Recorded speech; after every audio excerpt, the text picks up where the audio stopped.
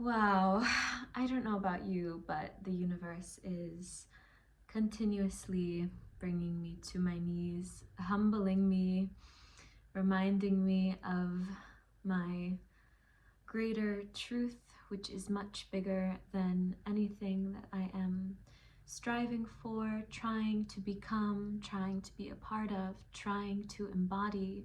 I feel like these days have been a very tender and delicate stripping away of the layers of my being that are truly no longer in alignment and honest for me to continue playing as a part. I recognize that when I give myself the space and the solitude and approach that space and solitude with an essence of humbleness and honesty and surrender, there is a really fragile opening, like an opening of a treasure chest of things that need to be worked with or acknowledged or simply brought to the surface. And I can't really tell you what those specific things are right now, because I feel like I'm just kind of slowly coming out of a few days of a lot of grief and a lot of confusion and a lot of frustration and many different uncomfortable emotions that were really, really hard for me to just surrender to and to bow down to and to open myself to. It like took kind of the whole week almost to get to a point where yesterday I was like, I surrender. You know, I give my heart and my soul on a platter here. Whatever needs to be done, what parts of me are no longer serving me, what parts of my life are no longer serving me, what paths are no longer serving me, I give them up, I give them up, I give them up. And yeah, just really sitting in reverence to the greater truth of my life and my path forward. Which it's there's a grievance there, there's a sadness and a lostness even of identity when you've operated and moved and like navigated the world in such a way with such a perspective for so long, and suddenly there's a choice to change or not to change, and you decide to change. There's a stripping away of your being that feels like a massive loss and a destabilization of self. And I'm pretty used to this process. I know this process very well, and I trust in this process very deeply, because it is really the purpose of it for us to shed and to kind of die and let parts of ourselves die, is to make a lot of space for what is in our highest good and what is in true honest alignment for us. For myself in my personal process, it is layers and layers deep. It is really even hard for me to kind of touch where this comes from and the why. But I think the most important part of this process is not to make sense of it and to analyze it and to pathologize it, but rather to say, yeah, this is what is being asked of me right now. So I trust it. I trust that it's in my highest interest. I trust that this destabilization of self is only to create chaos, to then find more order, to then find more solidity in my sense of self and in my path. And I've gone through this cycle time and time again where that is exactly what's happened. There needs to be a surrender to the destabilization in order for there to be new foundations to build upon and to create a new and steady structure.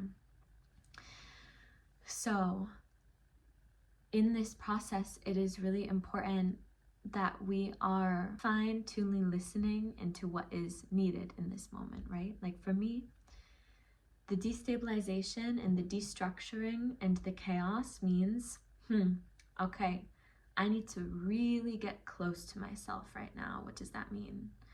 That means maybe being in solitude or around loving, understanding, compassionate presences that are really supportive of this destabilization in this journey and can give you love and can nurture you and nourish you.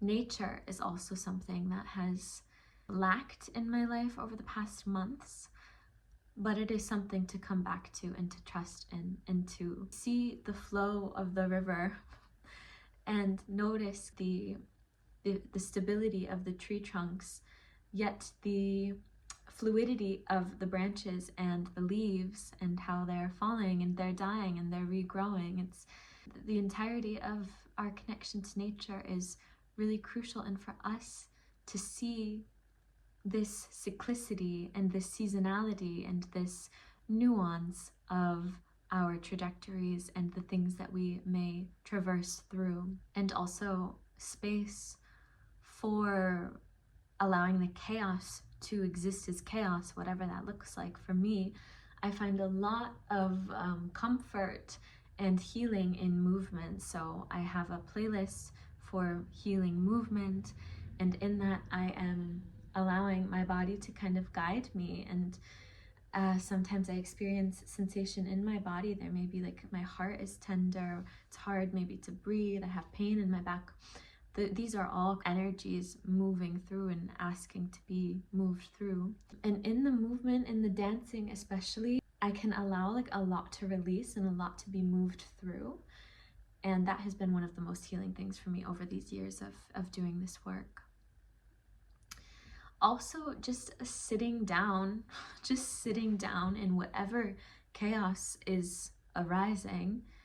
And as I mentioned before, just I surrender. I am here. I am giving it all up to you. Here it is, everything on a silver platter for you, Spirit, for you, universe, for you, God. I'm giving it up. Here it is. I'm not going to try to tug and pull any longer. I'm not fighting anymore. I give up.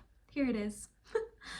And this brings me to a really soft, vulnerable, sensitive place of reverence, really. Yeah, of reverence. I think it is really also important, you know, in these times, for me in the past, kind of a younger version of me was when I was going through the death and rebirth process, or some kind of experience emotionally, psychically, mentally, even physically, I would try to kind of push through and still go to that party, still go to that dinner, still make plans with this person, still, you know, do all of my regular life things. But what these phases of death and shedding are asking for is to stand still with that, is to not continue on life as usual, is to pause, is to see what is being asked of me. So I'm not going to go to my Pilates class. I'm not going to go to that party. And it is important that I am really, really having an open ear and open eyes, just open energy overall to what is needed. And for me, these past days, it has been, you know, the wildest that it's gotten is me going on a big walk into the forest and being with the nature. Otherwise, I have been sleeping many hours, dreaming loads, waking up and drinking tea, drinking a lot of tea, putting on music that can help me to move, lying down, looking out the window, putting lotion on my feet, taking a bath, really just being very, very present with this moment.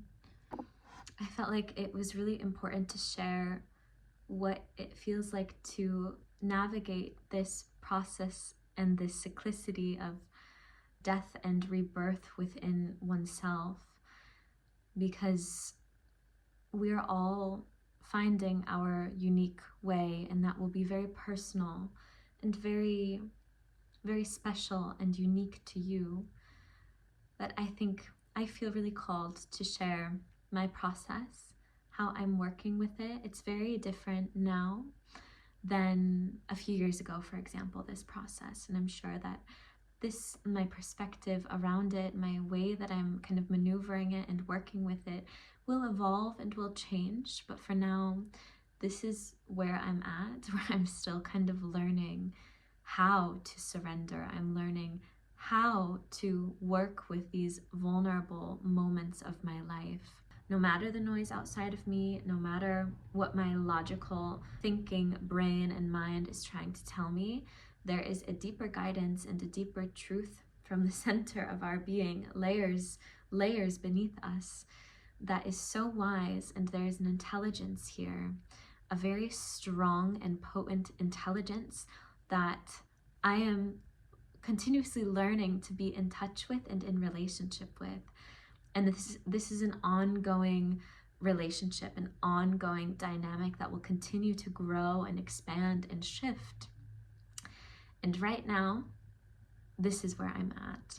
So I just wanted to share this journey with you as I'm in the thick of it, slowly tapering out of it.